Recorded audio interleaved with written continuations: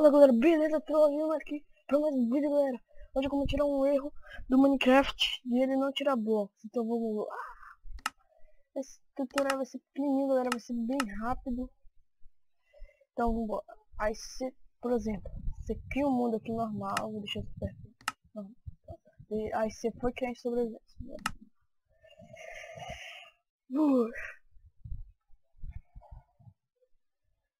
Galera, tô tendo problema aí de vídeos aí agora. Esse daí foi um vídeo bem vai ser bem pequeno mesmo, mas tô em problemas em gravar vídeos aí agora, que problema de casa mesmo, problema de computador mesmo, então vamos embora. Galera, eu queria pedir também outra coisa a vocês, que vocês se inscrevessem no meu canal, deixe like aí nesse vídeo, e vamos que vamos. Aqui minha skin, normal. Aí, você que entrou no jogo, normal. Aí pronto. Você quer entrar no Game Mode 1, aí você vem aqui, entrou. Aí você bota Game Mode 1, entrou.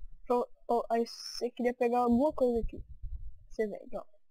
Você vem, queria isso, pegou, pronto. Agora aí quando você quer voltar pro seu jogo, aí você bota Game Mode 2. Ele não quebra, tá vendo o problema disso? Aí você vem aqui, ó. Você vem aqui, opções, controles. Aí você vem aqui, ó. No atacar, você bota qualquer coisa, outra coisa. Pronto, concluir. Você volta de novo. E bota o no clique. Aí vai. Pronto, aí você volta e bota isso daqui, ó. Game Mode 0. Pronto, botou, foi. Agora, quebrando perfeitamente. Então, galera, esse vídeo foi bem curtinho. Foi mesmo pra mostrar aí o erro do bug que dá no Minecraft. Então foi esse o vídeo de hoje. Dê like nesse vídeo, se inscreva no canal se gostou do canal aí. Então beleza? E fui!